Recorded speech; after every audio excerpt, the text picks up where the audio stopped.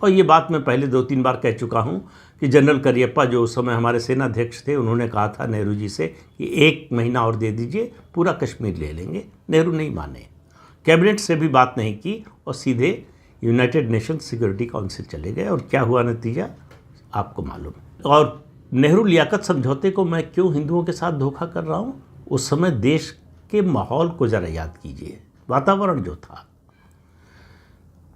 आज जो बांग्लादेश है उस समय वो ईस्ट पाकिस्तान था।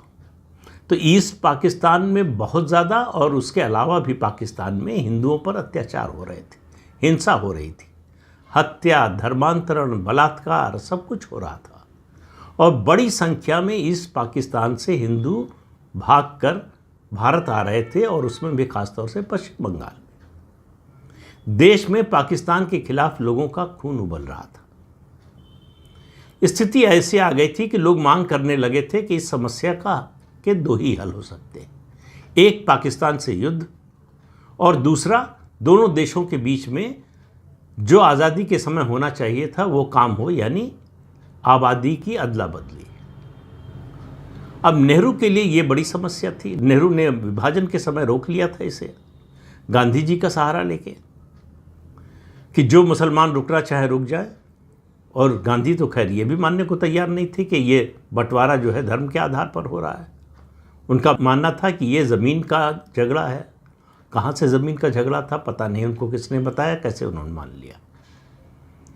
लेकिन उस समय नहीं हुआ। उस समय जो है चाहे डॉक्टर भीमराव अंबेडकर हो, चाहे सरदार पटेल हो, सब चाहते थे कि आबादी की अदला बदली हो जाए। जब धर्म के आधार पर बंटवारा हुआ है, जिन्ना ने साफ साफ कहा कि हिंदू मुसलमान साथ साथ नहीं रह सकते, हमको अलग देश चाहिए।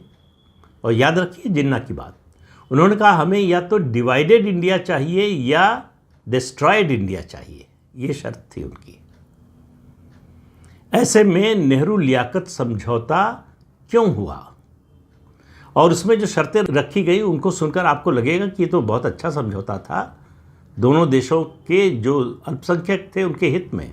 उसमें कहा गया कि दोनों देशों में जो अल्पसंख्यक हैं उनकी सुरक्षा की जिम्मेदारी उन सरकारों पर होगी, यानी पाकिस्तान में हिंदुओं की सुरक्षा की जिम्मेदारी पाकिस्तान सरकार और भारत में मुसलमानों की सुरक्षा की जिम्मेदारी भारत सरकार पर होगी। ये भी उसमें प्रावधान रखा गया कि बंटवारे के बाद जो लोग अपना सब कुछ छोड़कर आ गए हैं दोनों देशों में, वो वहाँ जाकर लौटकर, यानी हिंदू पाकिस्तान जाके और मुसलमान भारत आकर अपनी संपत्ति का निपटारा कर सकते हैं।